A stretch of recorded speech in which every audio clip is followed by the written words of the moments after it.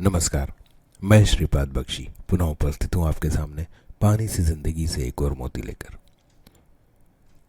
कुछ मुद्दों को बार बार उठाया जाना चाहिए, अधिक से अधिक मंचों पर उन पर बात होना चाहिए और बगैर अपने आप को किसी जात पात प्रांत या राजनीतिक विचारधारा से जोड़ते हुए उनका विरोध किया जाना चाहिए, क्योंकि वे हमारे विरुद्ध हो रहे बड़े षड्यंत्र का हिस्सा है।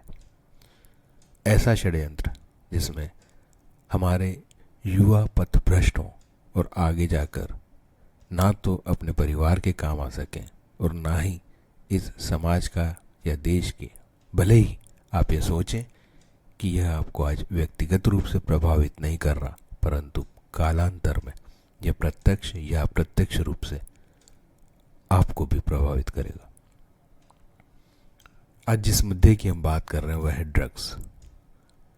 इस शब्द का भावार्थ देखने पर तो औषधि होता है, परंतु यहाँ ड्रग का मतलब ऐसे सिंथेटिक या बनावटी तत्व से है जिनका सेवन करने से इस प्रकार का नशा होता है कि व्यक्ति उसका आदी होता चला जाता है और एक बार उस चक्रव्यूह में फंस जाने पर बाहर आ पाना लगभग असंभव हो जाता है। हमारे देश में ड्रग्स का नाम आते ही जन सामान्य को हमारे पंजाब प्रदेश का ध्यान आता है, क्योंकि बहुधा हमें कई माध्यमों से पता चलता है कि वहाँ ड्रग्स का सेवन अधिक मात्रा में होता है और उनकी वहाँ उपलब्धता पाकिस्तान जैसे देश से होती। परंतु यदि 23 मार्च के इकोनॉमिक टाइम्स समाचार पत्र में छपे एक विशेष आलेख पर गौर करें तो पंजाब राज्य से कहीं ज़्यादा खराब स्थिति आज केरल राज्य की है।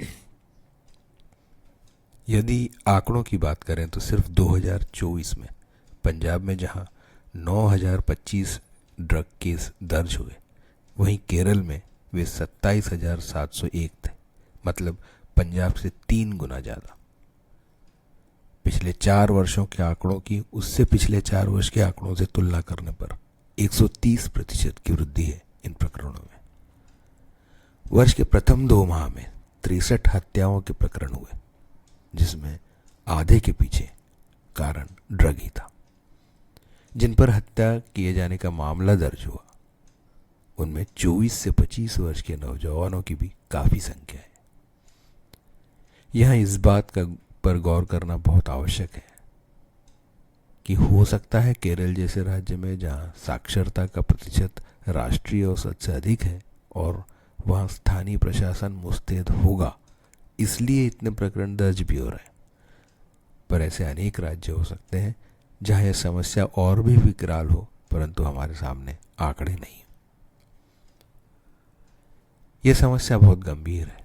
जो धंधा कर रहे हैं उन्हें खूब मुनाफा है, जो आदी हो चुके हैं उनका उससे बाहर निकल पाना मुश्किल है।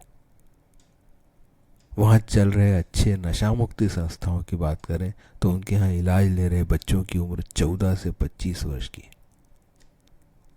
एक ऐसे ही संस्थान के डॉक्टर नायर तो कहते हैं कि हम हमारे अगले 50 वर्ष गंवा चुके हैं। चूंकि प्रभावित हो रहे बच्चों की उम्र कम है, उनका विद्रोह का तरीका रवैया भी बहुत अलग है और सामान्यतः उनके पालकों की समझ और कुछ कर सकने की क्षमता से बाहर है। देश के अधिकतर भागों में इस विषय पर सरकारी या सामाजिक स्तर पर कोई कार्य या जागरूकता नजर नहीं आती। जो बच्चे या परिवार इनकी चपेट में आते होंगे वे भी इसी समाज में बदनामी के डर से इलाज से भी बचते होंगे, जब तक बात हाथ से बाहर ना हो जाए। और तो और सुनहरे पर्दे पर नाच गाना और नंगापन कर प्रसिद्ध हो चुके घटिया कलाकार, जिन्हें मैं हीरो कहकर संबोधित नहीं कर सकता, और क्रिकेट से प्रसिद्धि पा चुके खिलाड़ी भी नौजवानों को गुटखा खाने, जुआ खेलने और छद्म विज्ञापनों से शराब आदि के सेवन के लिए प्रेरित करते हैं। ऐसे में यदि कुछ कर सकते हैं तो वो हैं सिर्फ आप और हम। कम से कम इस विषय की चर्चा हो, दूसरे प्रेरित हों, इतना प्रयास तो अवश्य ही संभव है। जय हो, नमस्कार।